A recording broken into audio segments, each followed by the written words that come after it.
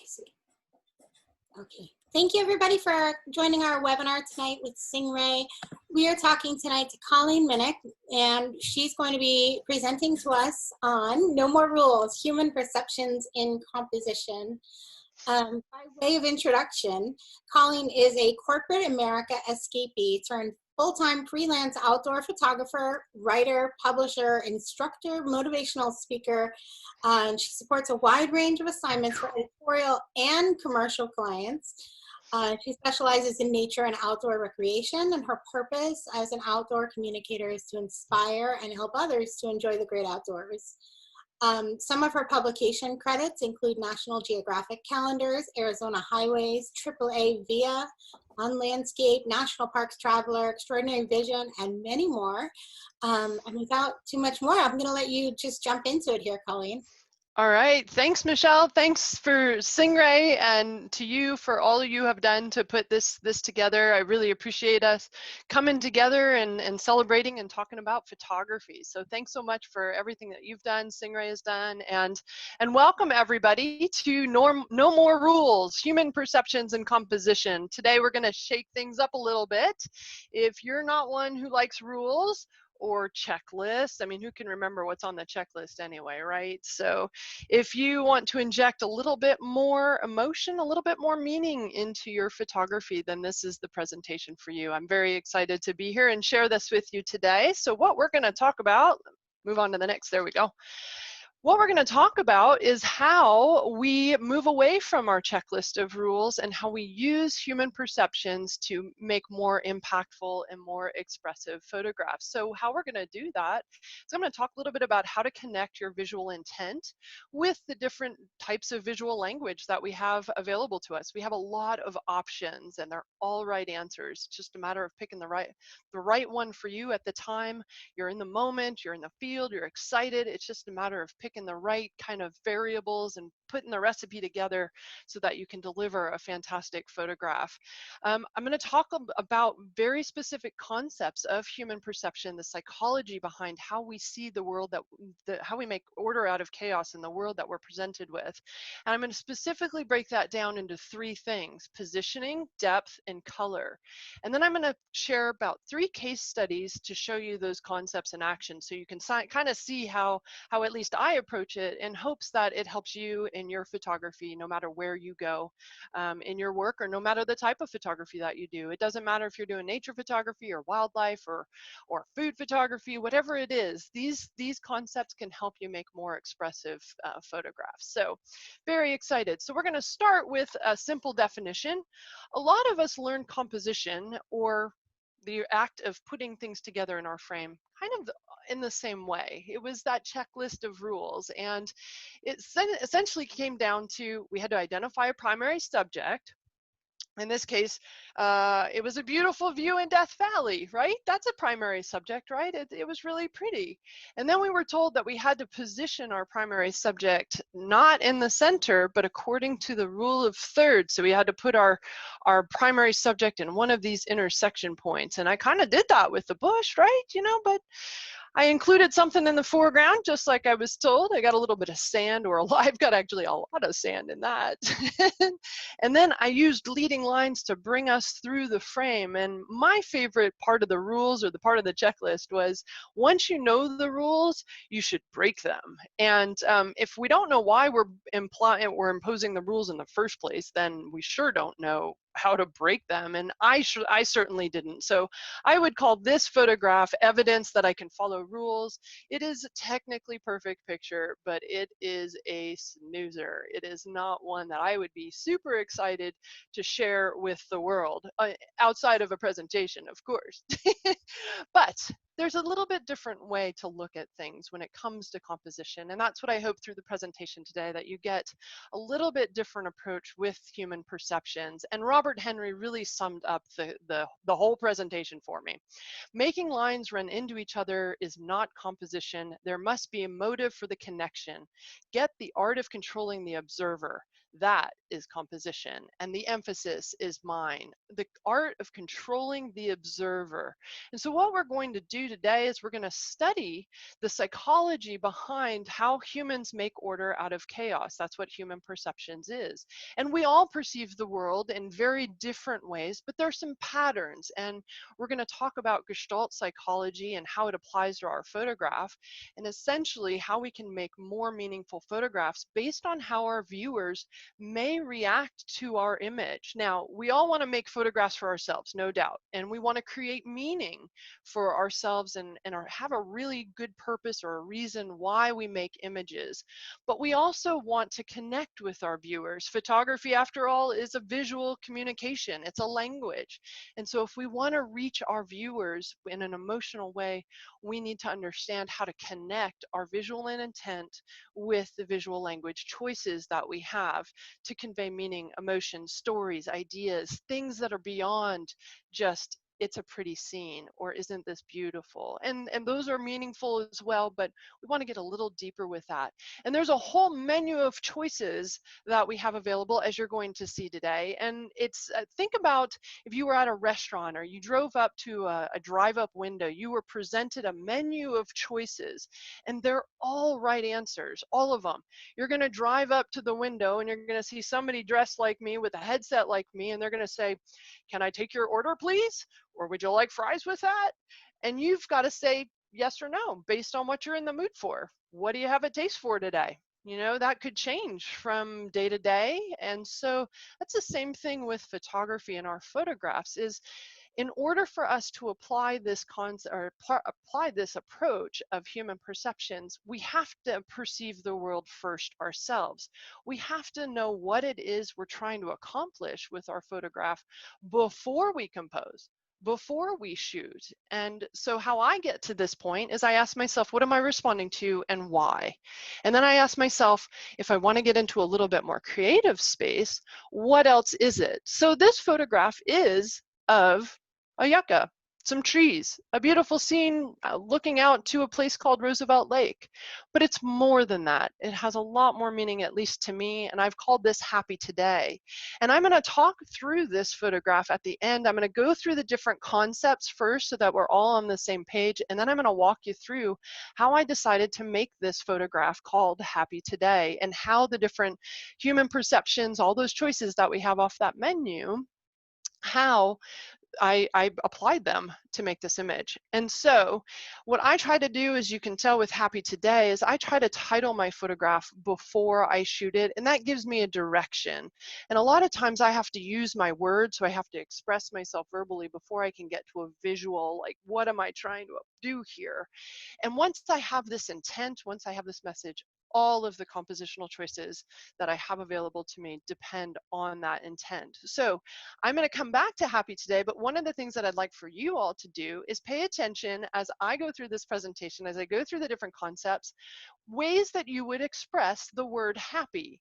That implies a fair bit of energy. So I want you to key on some of the things when I talk about energy or lines and layers and how we convey such energy, what I might have done. You can reverse engineer what I've been trying to do here in this photograph. So there is a lot to human perceptions. And in fact, there's a book, I don't know if you guys can see me, Art and Visual Perception by Rudolf Arnheim. It is considered the Bible of visual language and visual perception as it pertains to art, not necessarily photography, but art. And it is 508 pages. I cannot get through 508 pages in a 40-minute presentation. So I'm going to narrow it down to just 3 things. And for me, these are 3 really key things that I pay attention to when I'm in the field and I'm visualizing what's happening, how I'm responding.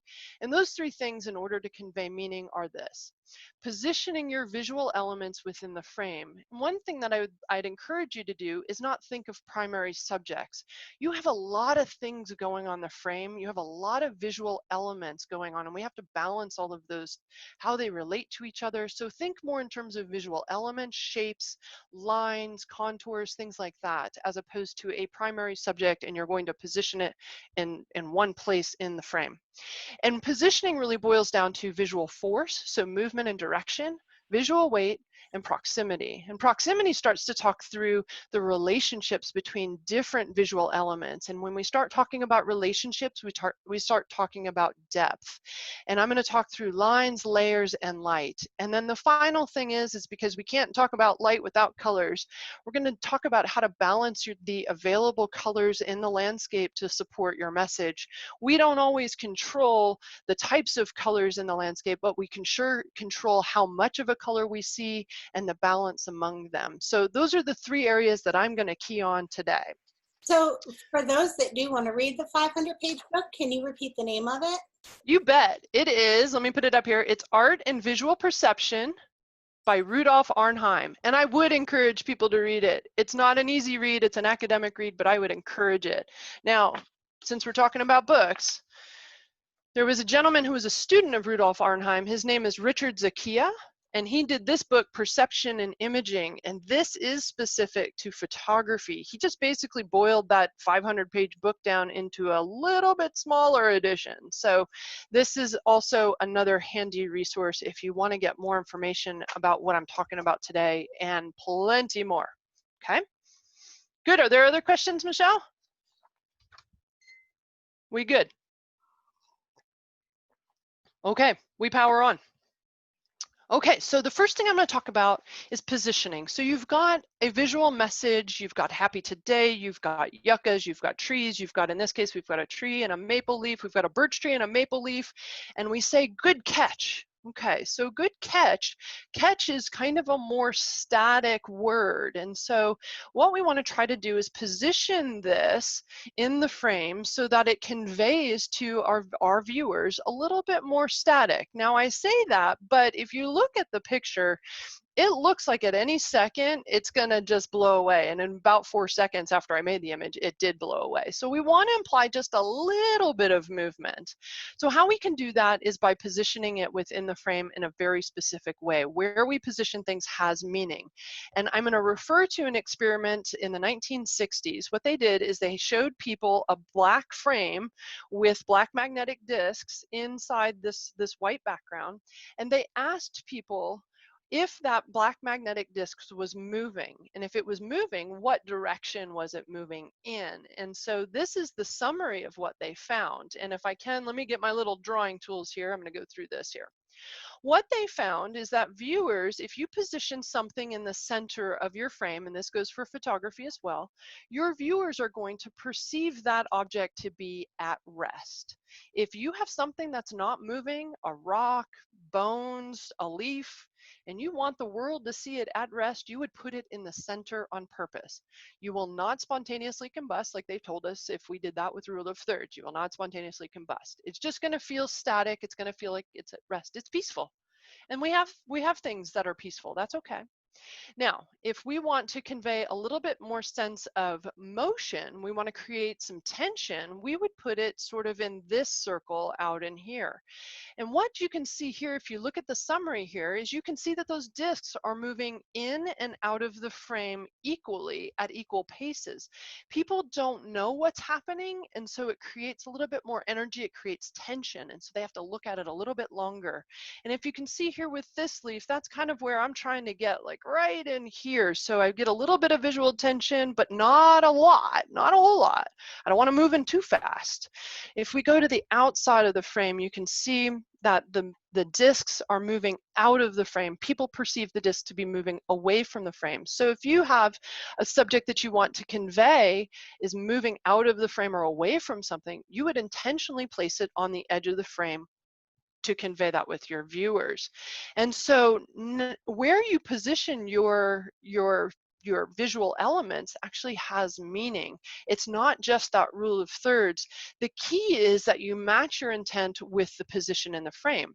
For example, if you had something that had a lot of energy and you wanted to convey that energy and you put it right in the center, your viewers aren't going to interpret that. And vice versa, if you have something at rest and you put it in a higher energy position in the frame, people are going to perceive that to have energy even if you don't want to. And I think back to my images when I was trying to apply the rule of thirds.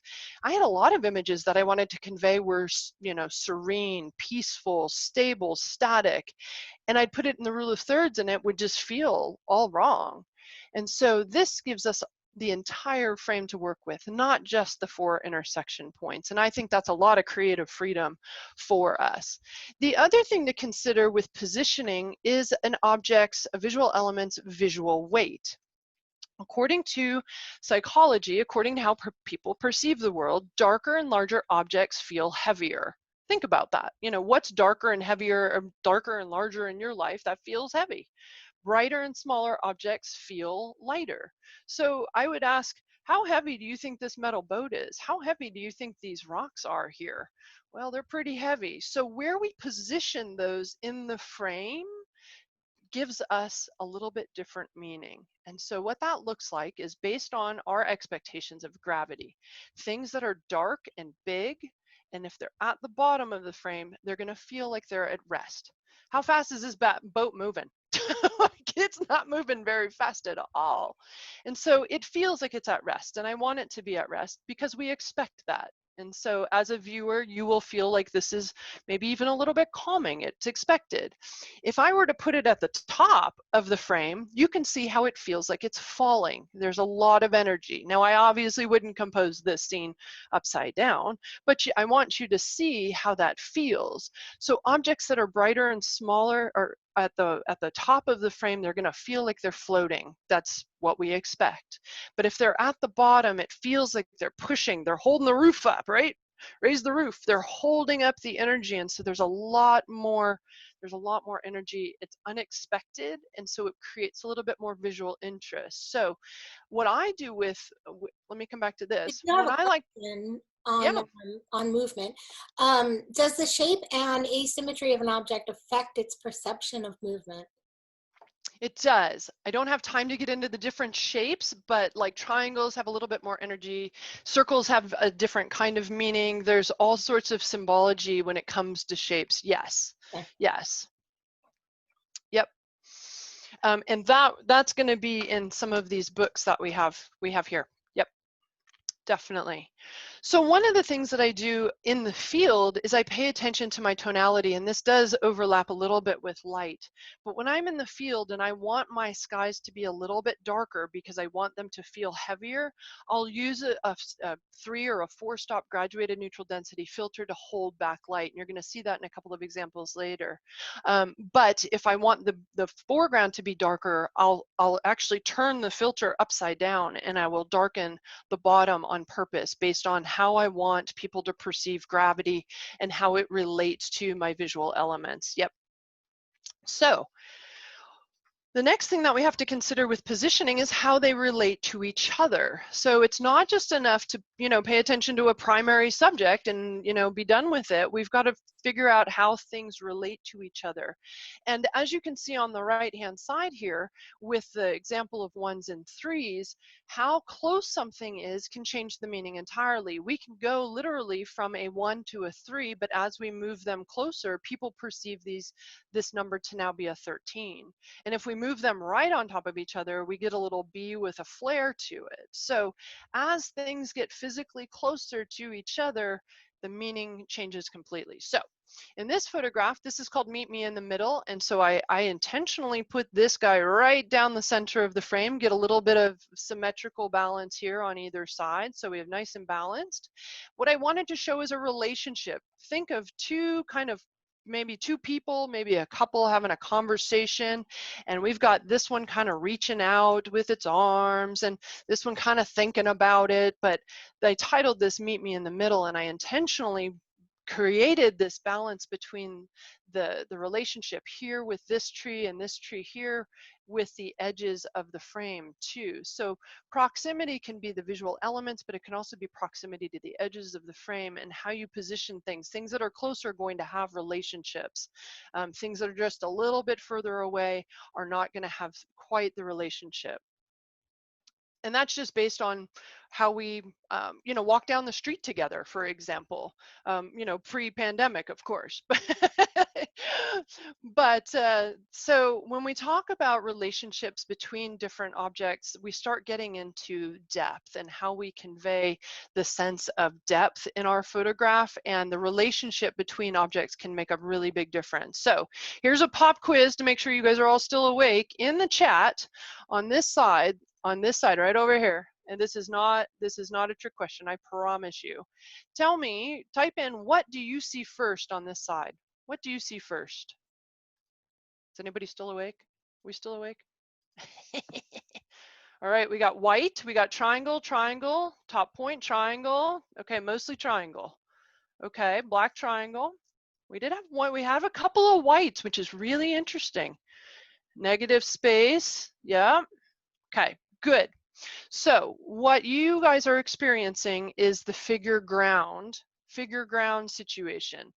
Most of us, not all of us, but most of us, because of the shape of this, will see this as the figure and the white as the ground. That's not always the case. Some of us will change our focus. We will see the ground as white, and we will see this triangle as more of a whole. It becomes almost an optical illusion.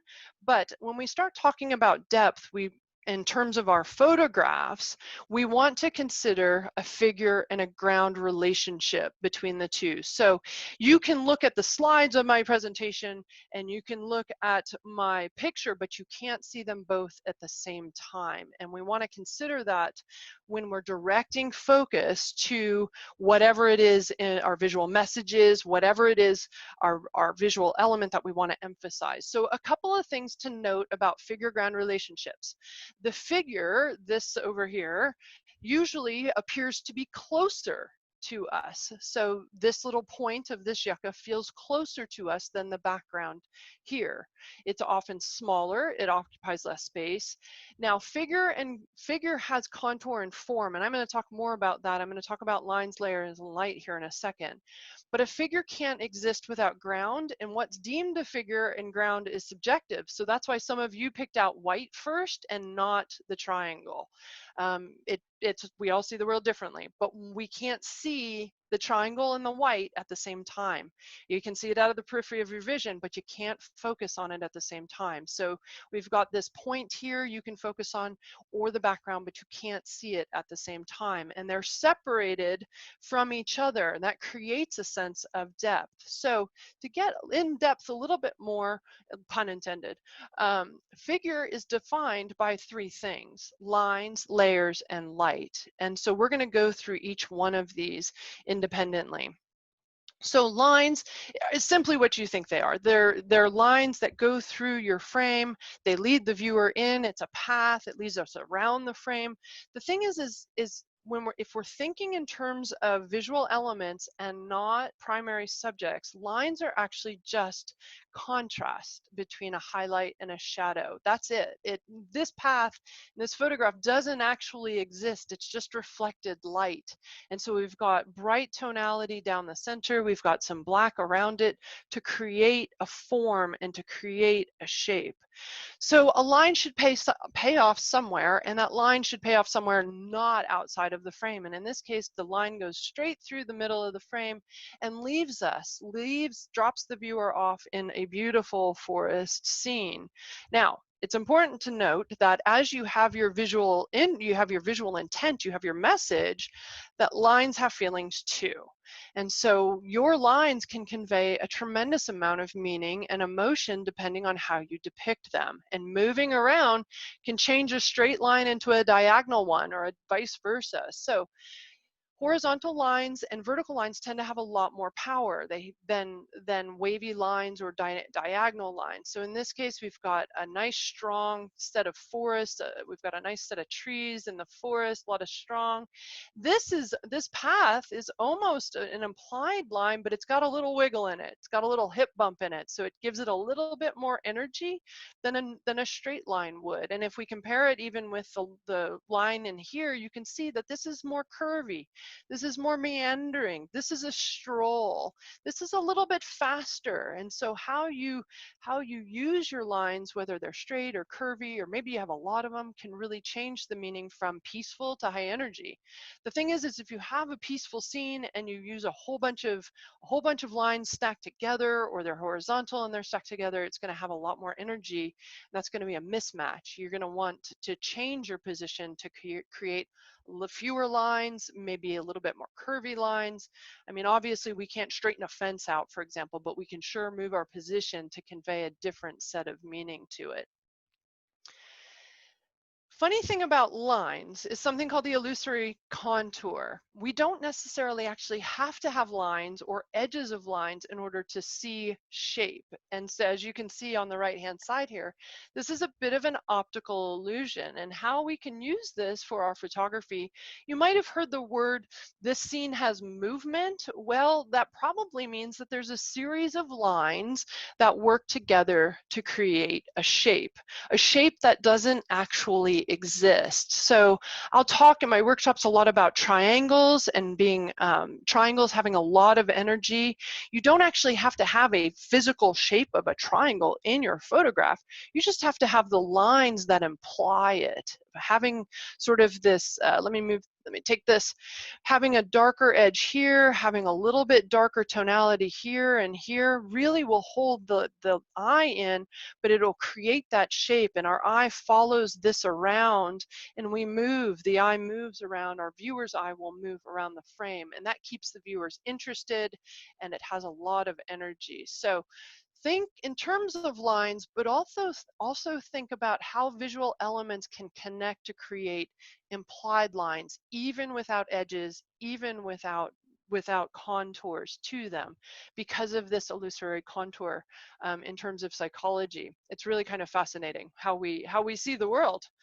Okay, so here's another pop quiz. Which circle, A or B, feels closer to you? In conveying depth, we can leverage what's called interposition. Interposition is an overlap in layers. Most people will feel like A is in front of B, and that's because B is obscured. And it's obscured, its line is obscured specifically, its shape is obscured specifically. And so when we have a scene like here in Antelope Canyon, you know, this is a two-dimensional photograph. We get visual clues because of light and whatnot, but we have overlaps in the sandstone here. We've got A here. This right-hand side feels closer to us. B is in the middle, and then we've got a bonus third layer in the back here where we've got, it feels more distant, even though this is a two-dimensional depiction of the canyon. And so we can use that to our advantage to create the illusion of depth, to have that meaning between different relationships, between visual elements and their relationships with each other. Here's another one. Here's another pop quiz. Which circle feels closer to you now? Most people say A, and most people call this, most people will pick A because it's bigger than B. So here's on the right-hand side, you know, the sun's kind of big, you know, what is it, 400,000 mile radius? The sun is gigantic, right? But when we position it in the frame, in the background, with a wide angle lens, we include a lot of foreground, this rock feels closer to us than the sun, right? And so, you know, I've got about 15, 20 feet here in the foreground. That's no match for a sun that's 400,000 miles in radius, but it feels closer to us because it is bigger. And that is called relative size when it comes to psychology and how we see the world. So you can use that to your advantage. I love doing this trick where I've got an like kind of an f/22 when I'm shooting a sunburst, but I take my super wide angle lens, which is a 7 or a 14 millimeter equivalent. I'm shooting a mirrorless with a 2x crop ratio. So It's a 14 millimeter, and I come right up on top of my scene or my visual elements, these rocks, and I tilt my camera down and I distort the perspective to really tap into this psychology, that to how people will perceive this. I want those rocks to feel big to you. I want them to feel closer to you, and I want the sun to feel distant away. And so I will use that to my advantage, knowing that that's how people perceive the world. The last part of this is light. The last part of depth is light. And it's not just enough to see light, you have to see shadow. And light and shadow can do all sorts of great things for our photographs when it comes to attracting viewers to our images. It draws attention to our subject, as it does here. You know, we have no doubt what we're supposed to look at right here, that last kiss of light out in the Caneville Badlands. It can create mood, so it can create drama, it can create emotion, a sense of peacefulness, things like that. It defines our lines. Light actually is the thing that defines our contours, so we have to have it if we want lines. And then they also reveal form and texture, and as you can see, there's a lot of texture going on. But a lot of photographers stop at just light and shadow. You know, we talk about having side light, which is a side light. You know, the sun's coming from this direction.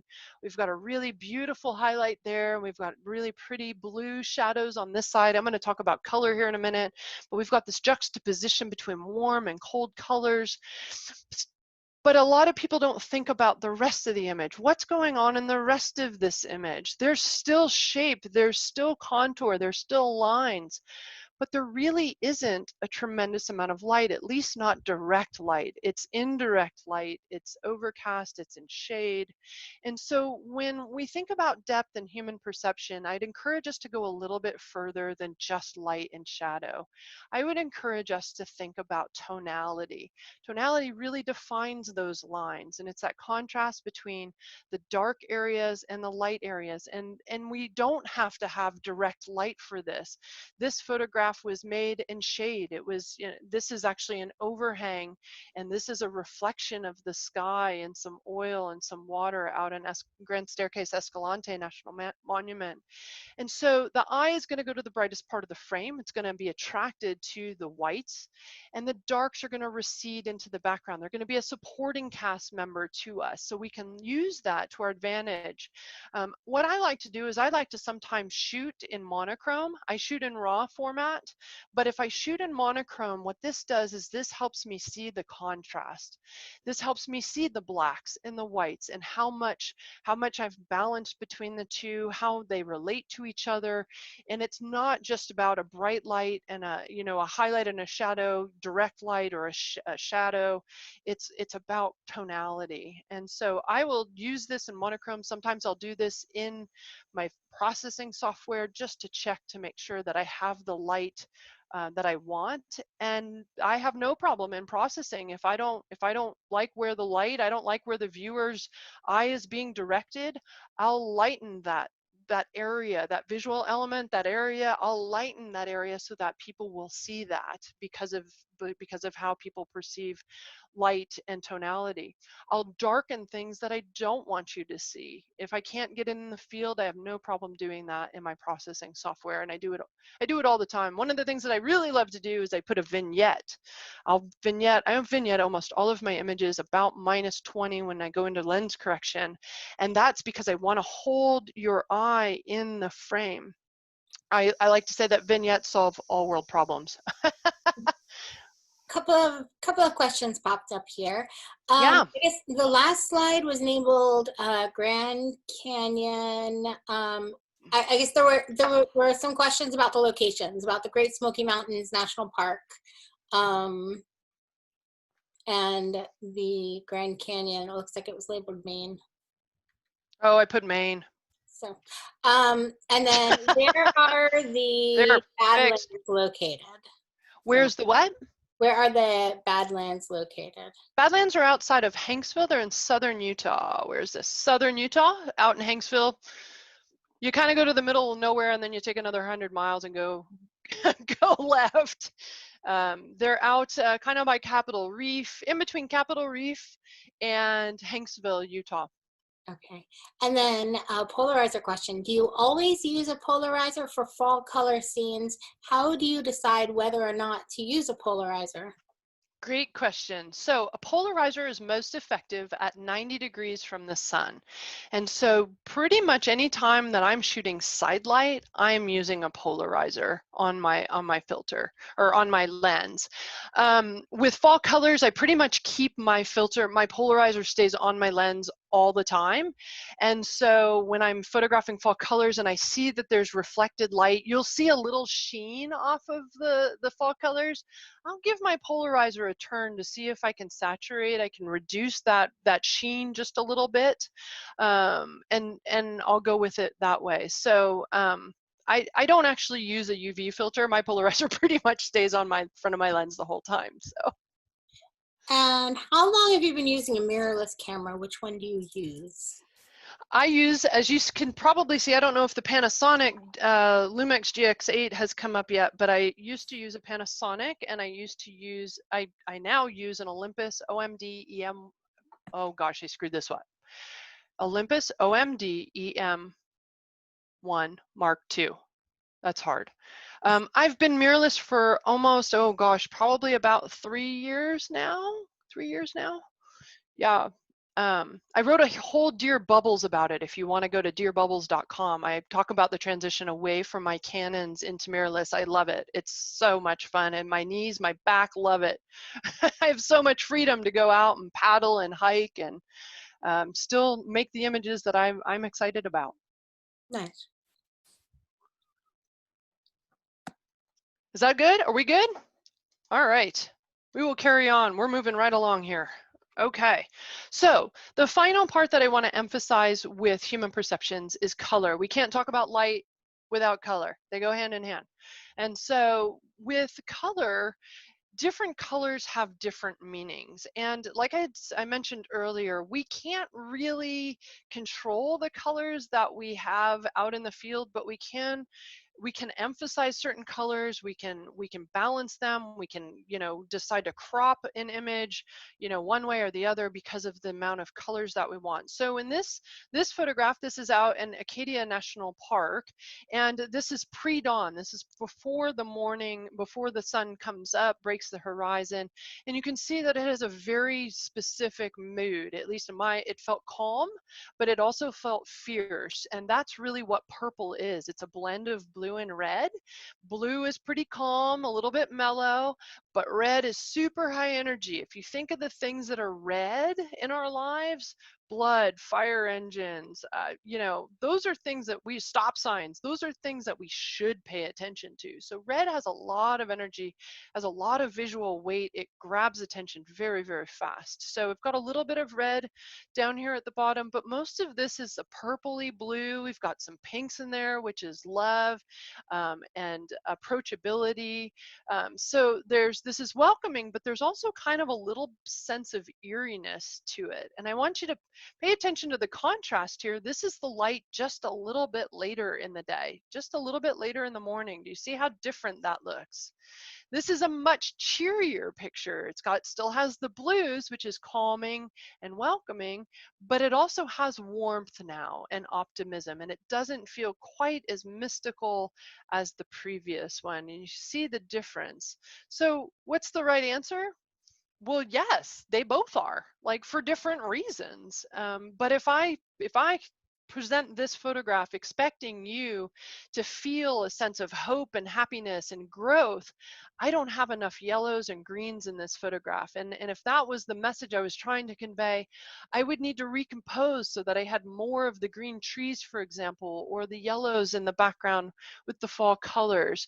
And the same thing here. If I wanted to convey a sense of imagination or spookiness or etherealness, I would need to balance my colors differently, because people are going to perceive this to be much more warm and inviting and comforting than the previous one, simply because of the colors. There's nothing about the composition that has changed really, other than maybe a few waves here and there and the speed at which the waves were photographed. But essentially it's the same composition, just with a little different light. And so when you're out in the field, give this a try. If you're not sure what your message is, try both. And if you you feel like you like one image better than the other, it's probably because of the coloration of the light. So So Gary wants to know, are you tilting the camera again, like a tilt shift?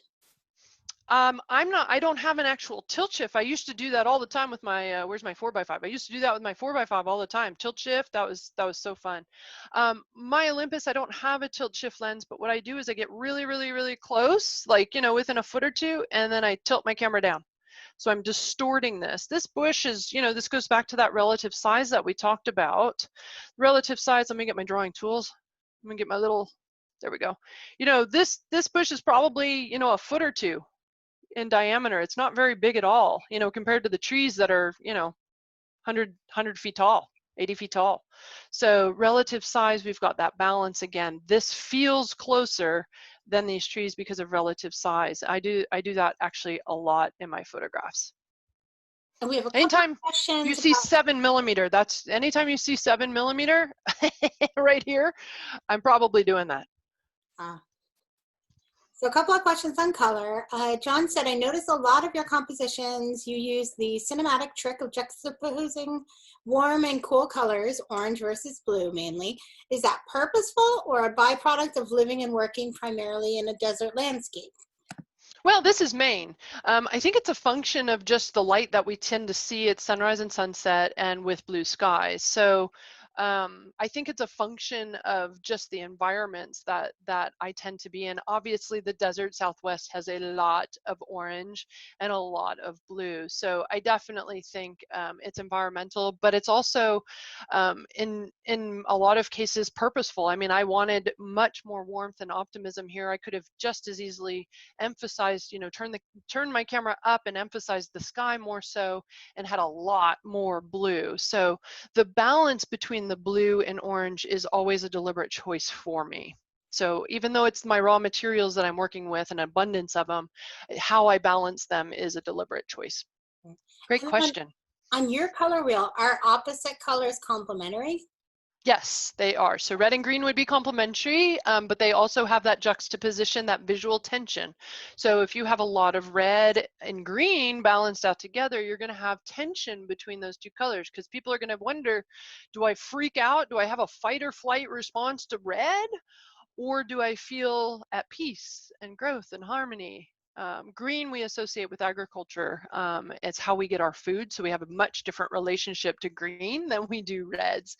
And so if we balance, if we equal out those two colors, you can create a lot of juxtaposition. Same with orange and blue, or purple and yellow. That's something I intentionally look for to create that visual attention in my frame for the viewers. Where is cyan on your wheel? Oh, I know who that came from. Cyan's probably right over here. Right over here. We love cyan, right? And what time was this photograph taken? This photograph here was taken at civil twilight, so about I'd say a good, let's see, 1.6 seconds. I'd say about 15 minutes before the sun came up in Maine. And then this one was probably, let me see, 1/5 of a second. This is probably not that long after the sun came up. Maybe just a few seconds after the sun came up, maybe a minute or two. So right at sunrise. This is dawn, and then right at sunrise. Another interesting question. If you're selling your photos, what are the best colors to use? Red. Actually, it's true. I was told very early on that if I wanted to double my sales as a landscape photographer, all I needed to do was plop an individual in the landscape wearing a red jacket and putting their hand on their hip and pointing. But red grabs attention. And so that's the reason for the red coat. For a long time, I used to carry a red coat around for myself and for people that I would run into, so that they would, so I could double my sales. A lot of it depends, though, on graphic design. So, I'm gonna throw that out as sort of a joke, but a lot of it depends on graphic design and advertising and magazine design and what they're trying to convey in that space, and how your photograph can fit into that. I don't concern myself much with putting in certain colors because I think they're going to sell better. I I would rather create meaning for myself and for my viewers, and then I'll figure out how to sell it later. But that's a really great question.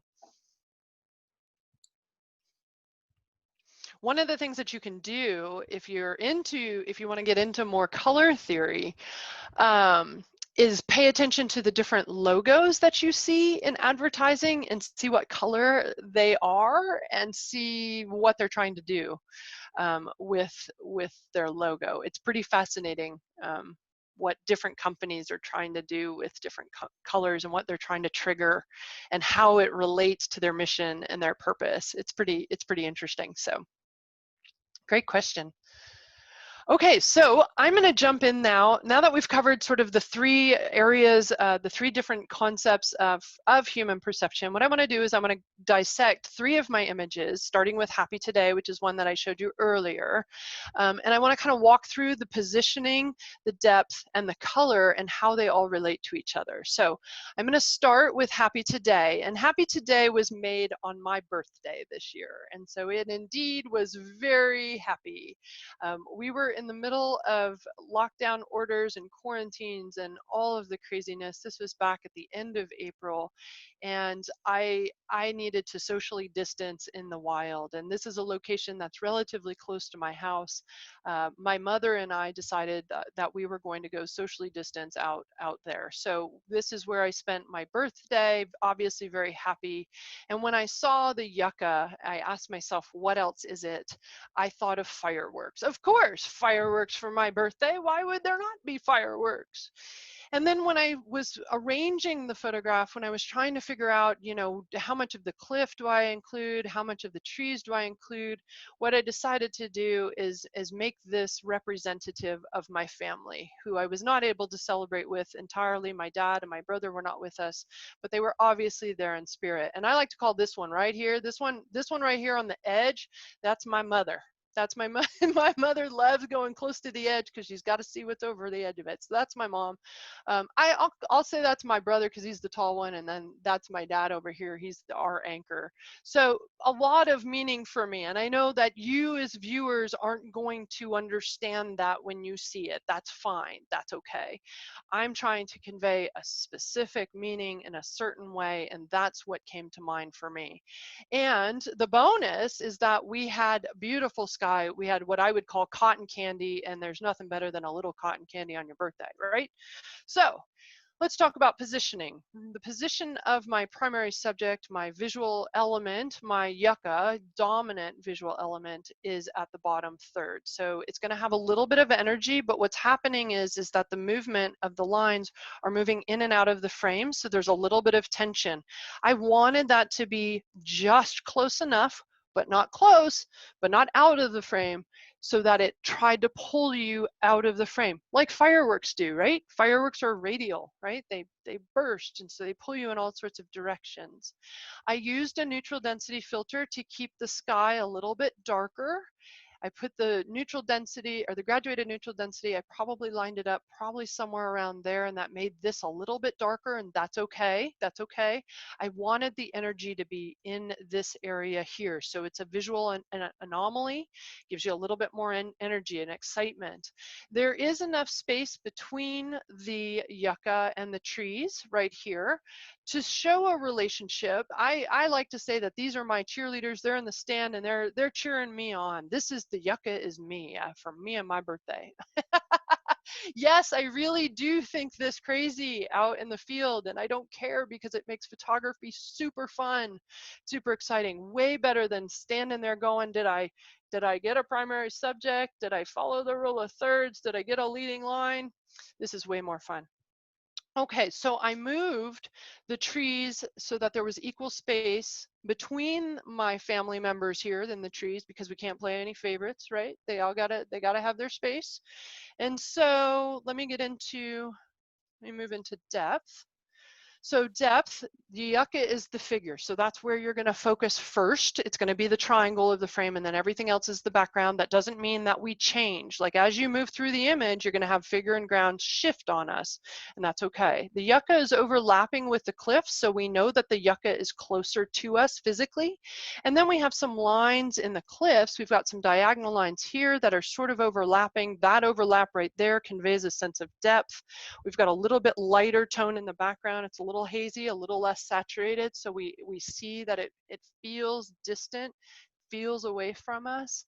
And like I mentioned already, the dark tones were at the top and the lighter tones were at the bottom. And I had a little bit of side light, as you can see. You know, this is a shadow, and this is not really a highlight, but it's certainly a lot brighter than this area in here. The next thing that I'll cover is On your lens here, does the 7-14 have a curved lens? If so, how do you put a filter on it? very, very carefully. I can watch. I have to put it, I don't have a filter holder for this, but if you position it so that you don't get any reflective light in it, you can do it. So it's a little bit of a trick, but you can do it. It does have, that 7-14 does have a bulbous front, but you can do it if you're careful. Good.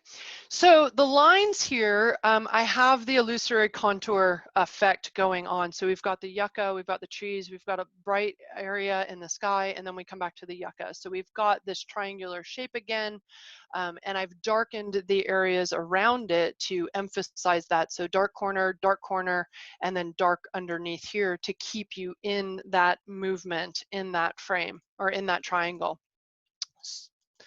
So that, let me go to color. So again, I wanted to convey a sense of energy. Obviously, happy has a lot of energy to it. I didn't have a lot of reds, oranges, and yellows to deal with, right? Just wasn't the cards I was dealt. So we do the best that we can. Green is growth. I was getting older. If that isn't growth, I don't know what is. And I was okay with it. So harmony. Pink is love. Obviously, I've got love. I've got my whole family relationship in there. And purple adds a little bit of mystery to it. Just a little bit more ethereal, a little bit more a feeling of dusk and the day sort of ending. Or if you're not clear on where this is or the light, it could be the day starting as well. So that's happy today. And this doesn't work just on landscape photographs. It also works on macro scenes or smaller scenes. So this is a photograph that I've made called Unfurl Your Tendrils. And it was it was inspired by a Georgia O'Keeffe painting, the painting that you see on the screen here. And when I saw this sago lily, I just lost my mind. I've seen a ton of sago lilies. I've just never seen it curled up like this, the petals just curling like that. So I just got so excited. The spirals were moving, and you know, it was kind of like a Starry Night, a Van Gogh Starry Night. I just thought that was moving. It was kind of playful, but it was still delicate and soft and even ethereal. And so I really keyed off the impressionistic approach that Georgia O'Keeffe took in her paintings. She did a lot of circular abstract paintings, and so I've studied her work, and I love that about her. And so let's go through positioning, depth, and color again. So positioning, I tried a bunch of different ways to just focus right on here. And every time that I tried to cut, you know, get closer and cut, you know, things off, I just always felt like it was too tight. And so I actually intentionally centered this and tried to give even space all the way around the frame so that it felt more balanced. You know, the shape is a little bit asymmetrical, but in fact, it feels pretty static. It feels pretty stable and at rest because it's not, the whole shape isn't centered, but the white tonality is really centered within the frame. I used my focus point. I used selective depth of field. The only thing that is in focus in this whole image is that connection between those two curls right under the X. That's it. And so I've got these two curls, you know, kind of one going this way, one going this way, and it's facing, if you will, it's facing kind of this way, but this set of curls are kind of they're setting a foundation, and this one is kind of balancing these two out. So there's a pull this way when these are going this way. So there's a little bit more energy between the different curls. I call it a 3-2-1 pyramid, simply because, whoops, I got a little excited on that one. We've got the 3 here, we've got the 2 and the 1, and so it kind of marches up the frame. And so that adds a little bit of the playfulness that I was hoping for, a little bit of energy, but I still have the delicate nature based on the depth that I have conveyed here, which is all of about nothing. So the 2 curls would be the figure. We've got a whole lot of ground though, and with the selective depth of field that I used with the f2.8, I had to, the viewer's looking for focus. Our eyeballs, when we talk about human perceptions, our eyeballs do not want to see things that are out of focus. It's actually very difficult because our eyes try to actually focus that, and it's impossible. And so we flock, if you will, to the places that are in focus, which is going to be right here. We've got a lot of curvy lines, so they're moving, they're meandering a bit, but they're still playful, but there's not a lot of energy, but the fact that they're moving in different directions gives them even more energy than they otherwise would have. Now the lighting here is interesting. This is under a diffuser. It is under even illumination. There was a little bit of shade, so I wanted to even that out using a diffuser. And so really where we're getting the sense of depth from light is the dark tone and the light tone here. So, and then the dark tone here and the light tone here. The contrast between the tonality, not the idea of a highlight and a shadow, but rather the dark and the light tones working together. And because, you know, the sago lily happens to be white, it's grabbing attention, and I've used a dark background. And I spent a lot of time trying to make sure that the background didn't have any white in it. I didn't want anything distracting in that background. I just wanted the green grass that was a little bit in the background, a little bit further away from this is the top of the flower, obviously, but I positioned myself so I didn't get any of the other flowers that were blooming around it. And that took some doing, but it was worth it, I think. And then finally, color, the colors that it conveys. How the image should make you feel is perfection, innocence, purity is associated with white. The green, we go back to the growth and the harmony. This flower is obviously growing. It's very much alive. And so there's little hints of pink. I love the little hints of pink, and that gives us that love and the harmony and the approachability. So hopefully this feels inviting, but feels like it's pure and innocent as well. So Colleen, when you're composing, do you step through these various considerations, or is it more intuitive with the detailed explanation after the fact? Very good question. So when I first started learning these, I had to go very methodically through it. I went, you know, so, okay, what am I trying to do here? What does this mean? And I was very, very, very, very slow at it. Now it's more intuitive. It's like anything. If you practice this, it'll become second nature. You just got to repeat it over and over again. So no, I'm not standing in the field going, oh, I think white has a symbol of innocence and purity. I'm thinking about that in terms of, does white support what I need to do for my visual message? Does that factor in? How much of the white do I need? How, you know, do I need less of it? How much of that? All of the meaning is already soaked into my brain. And, you know, there's lots and lots to learn still with visual perception and human perception, but certainly these concepts, I'm not in the field going, okay, let's think about this. I am very over analytical though, so there's hope for us. What did you use for a scrim to diffuse the light on the lily? I have a diffuser. It's by Impact. Let me see if I can find it. Hang on. I got a. Oh, where is it? Oh, it might be downstairs. Well, it might be. I think it's downstairs. It's a diffuser. It's an instant cloudy day. It's just a white sheet that has. It's just a little bit opaque, and it lets light through, but it doesn't completely shut out the light, so it's not total shade or it's not total shadow, but it lets light through, and so you do get the tonality, but you don't get the direct light or the harsh contrast that you would otherwise get with direct light. And then on the 100 millimeter, is that macro, and do the dual extension tubes cause more softness? Yeah, so the 100mm is a macro on the Canon, and adding the 2 extension tubes, what that does is that allows you to get physically closer to your subject matter. So I was able to get just inches away from the top of this flower. I'm not sure that it affects the depth of field.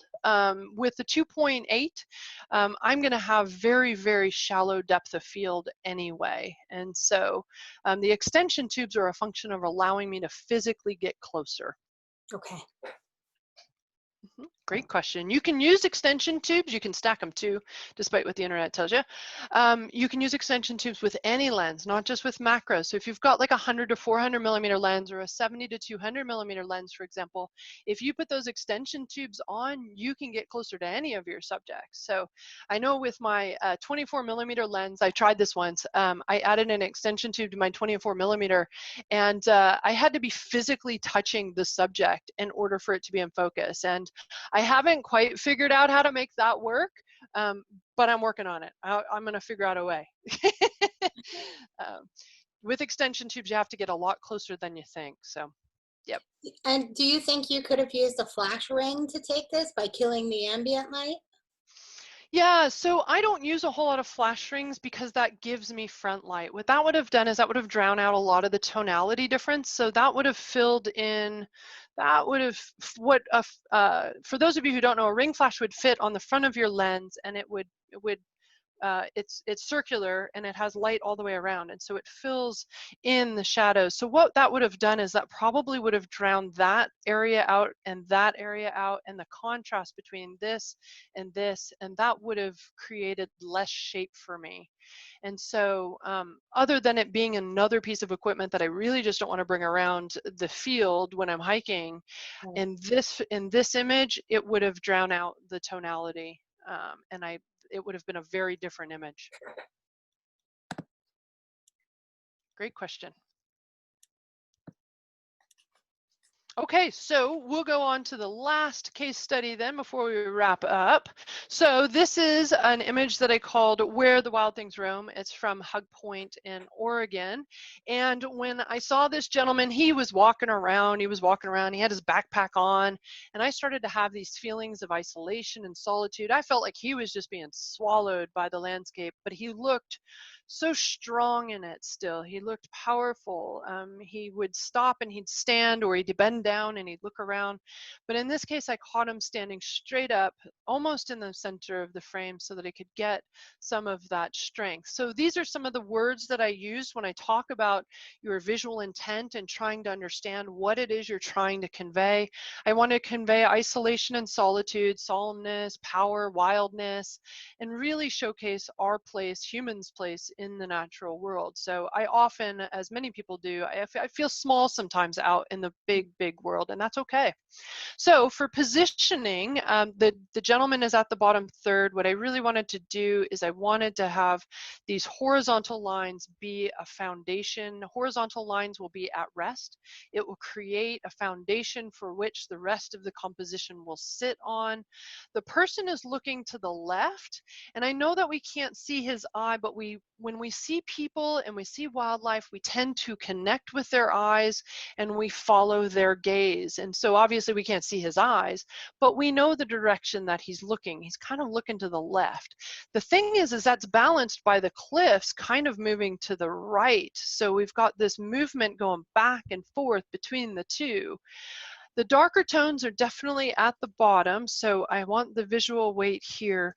We've got some brighter sky up here. I'm going to talk about this sky here in a little bit with the lighting. It was not exactly my favorite thing in the whole world, which I'll talk about in a second. The person and the rock were merging, so he's standing on a rock. That's fine. He is separated from the cliff by a beautiful marine layer. He's got a little bit of haze back there, a little bit of the spray back there, and that separates him from the cliff. So thank you for the spray. That that was very kind of them, so that he didn't disappear entirely into the cliffs. But so let's move on to lighting. And lighting is where things, or depth in lighting is where things got a little bit tricky for me.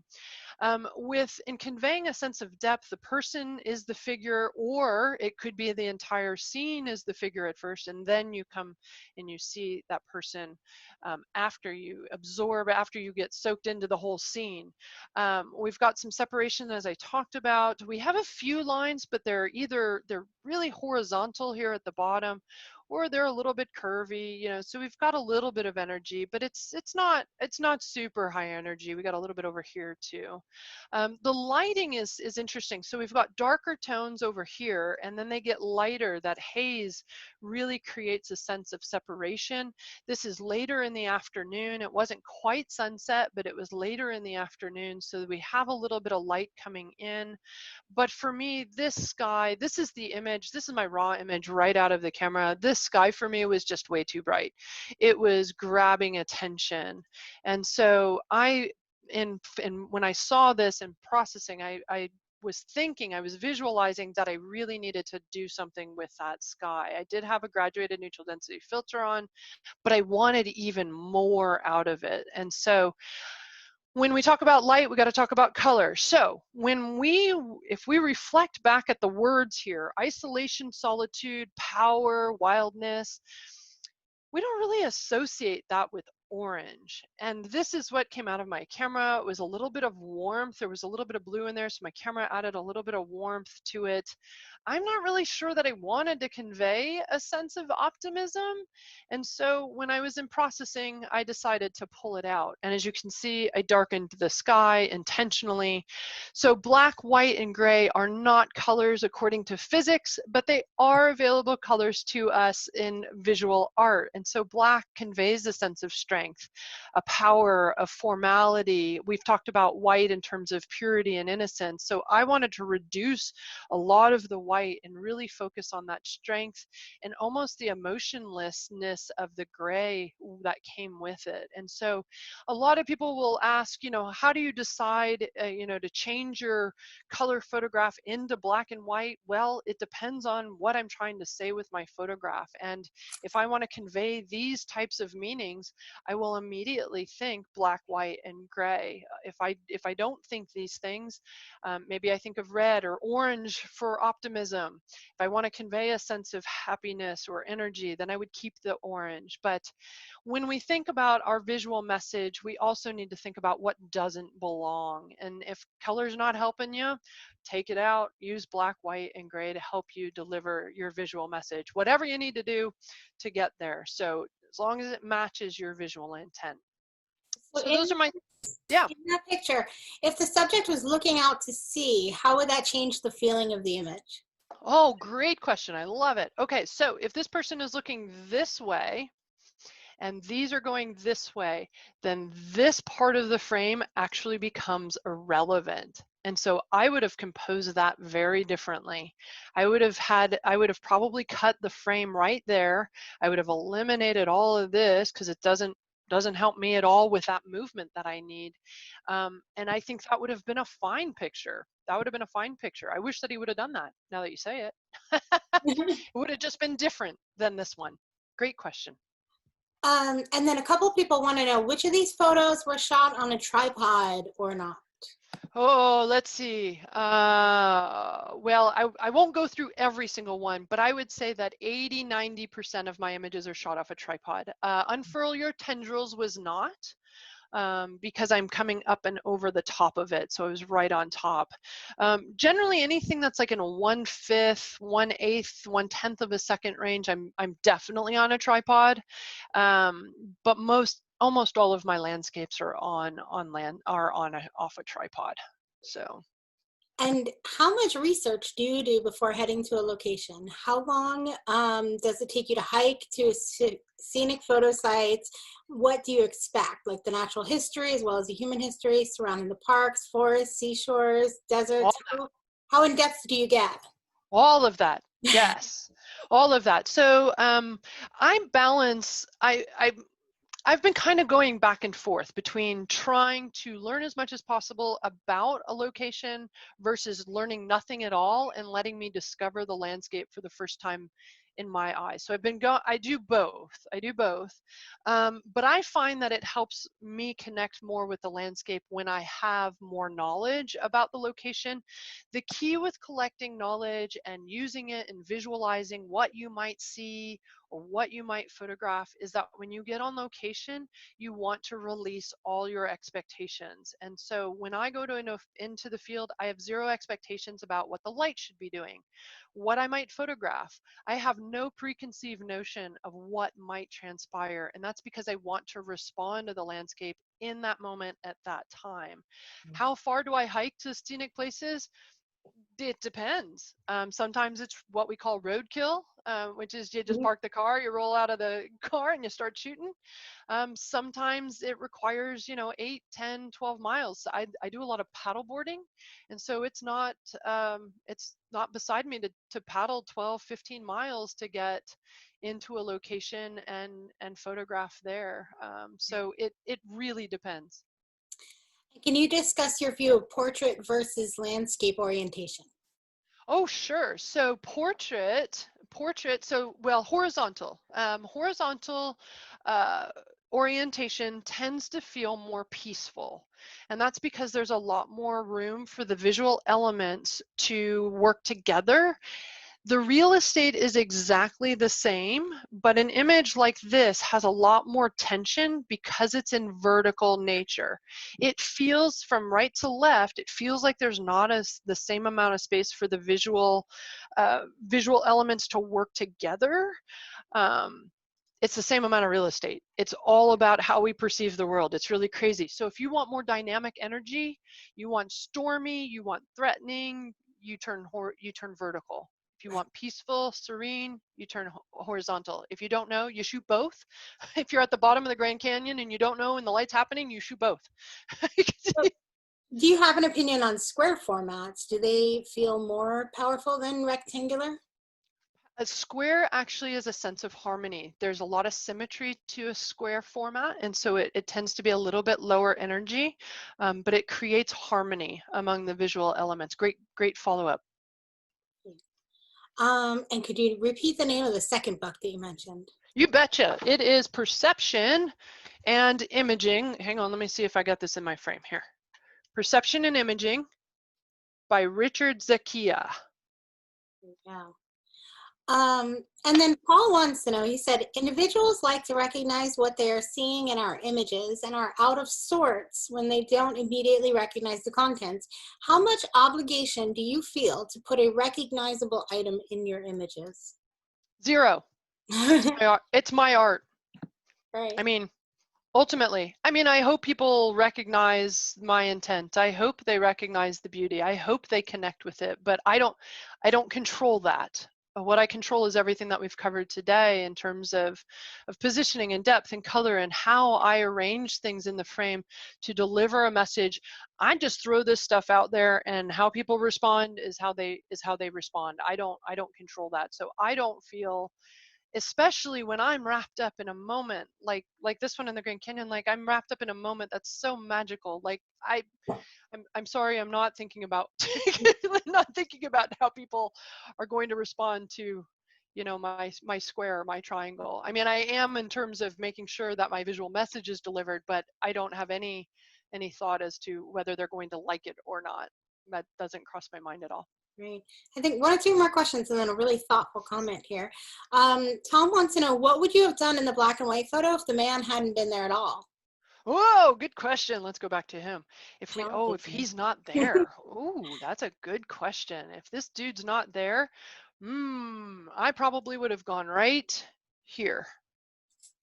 I probably would have done something like that and probably tried to get a little bit more space on the right-hand side, because the message becomes very different. And what I'm responding to in that sense would be the relationship between sort of this rock, and this rock. And I'd almost go like little or big, bigger, and biggest. Like maybe there's like a growth pattern going on there. I don't know. Yeah, that's a great question. if I can encourage anything, I would encourage these kinds of questions with all of your photographs. This is phenomenal visualization. It's going to give you new ideas. If you can take a photograph and say, what if, what if, what if, take my photographs, take your photographs and visualize this, you're getting new ideas, and that's feeding your brain all of this rich raw material for the next time that you go out, or even any time you go out in the future. It's beautiful. I love these questions. Excellent. Excellent. Well, and Stephen says he's a retired scientist and longtime photographer who sat through many seminars on photography through the years, but none quite like this one. Oh, yay! He said, it's hard for me to imagine using all of this in the field, but your comments about moving from the analytical to the intuitive in the field with practice were encouraging. So.